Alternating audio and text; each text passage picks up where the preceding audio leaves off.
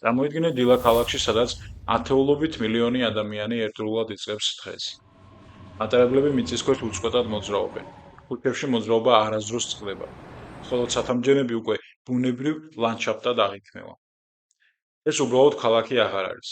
ეს არის ადამიანის მიერ შექმნილი ყველაზე დიდი საცხოვრებელი სისტემა. დღეს დედამიწის მოსახლეობის დაახლოებით 56% ქალაქებში ცხოვრობს. გაეროს მიხედვით 2050 წლისთვის ეს მაჩვენებელი 68%-ს მიაღწევს. რაც ნიშნავს, რომ კაცობრიობის მომავალი პირდაპირ არის მიბმული ქალაქებზე. მაგრამ აქ ჩნდება მთავარი კითხვა: როგორ მივედით აქამდე? რატომ გახდა ქალაქი ადამიანებისთვის ასეთი ძლიერი მიზიდულობის ცენტრი?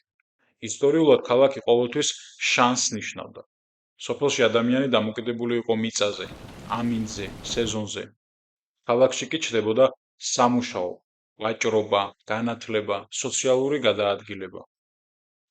19 საუკუნეში ინდუსტრიულმა რევოლუციამ ეს პროცესი დააჩქარა.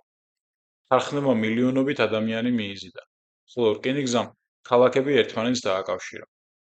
ამ მომენტიდან ქალაქი აღარ იყო უბრალოდ საცხოვრებელი ადგილი. ის გახდა ეკონომიკური მანქანა. 1800 წელს მსოფლიოში მხოლოდ ერთ ქალაქს ჰყავდა მილიონზე მეტი მოსახლე.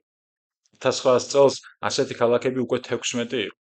დღეს კი მსოფლიოში 30-ზე მეტი ქალაქი არსებობს, რომელთა მოსახლეობა 10 მილიონს აჭარბებს. ეს ცვლილება არ იყო თანდათანობრივი. ეს იყო ურბანული აფეთქება. სწორედ აქედან იწყება მეგაქალაქების ისტორია. მე-19 საუკუნის ბოლოს ადამიანები პირველად შეეჯახნენ ახალ რეალობას.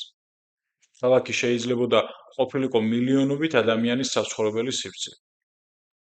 პირველი ქალაქები, რომლებმაც ამ ზღვარს გადააბიჯეს, არ იყვნენ სრულყოფილები. ისინი იყვნენ ხმაურიანი, დაბინძურებული და ხშირად ქაოსური. მაგრამ მათ აჩვენეს, რომ უკან დაბრუნება უკვე აღარ შეიძლებოდა. პირველი ნამდვილი მეგაქალაქი იყო ლონდონი. 1800 წელს მისი მოსახლეობა 1 მილიონს შეადგენდა. 1900 წელს კი უკვე 6.5 მილიონზე მეტი ადამიანი ცხოვრობდა. ლონდონი გახდა ინდუსტრიული ეკონომიკის ცენტრი, მსოფლიო ვაჭრობის კვანძი, იმპერიის ადმინისტრაციული გული. მაგრამ ამასთან ერთად გაჩნდა ახალი პრობლემები: სმოგი, გადაჭრუთული საცხოვრებელი უბნები, ურბანული სიღარიბე. ლონდონმა პირველმა გვაჩვენა, რომ ქალაქის ზრდას ფასი აქვს. თუ ლონდონი ფართოვდებოდა, ნიუ-იორკმა სხვა გზა აირჩია. ნიუ-იორკში 1900 წელს 3.4 მილიონი ადამიანი ცხოვრობდა. 1930 წელს უკვე 6.9 მილიონი. ნიუ-იორკმა ქალაქის ზრდა ზედა შრეებში აიყვანა. ცათამბჯენები, ლიფტები, ვერტიკალური ეკონომიკა. აქ ჩამოყალიბდა იდეა, რომ მიწის დეფიციტი არ არის პრობლემა. ქალაქს შეუძლია სიმაღლეში ზრდა. ეს გახდა ახალი ურბანული მოდელის საფუძველი. ამ ქალაქებმა დაამკვიდრეს სამი მთავარი პრინციპი.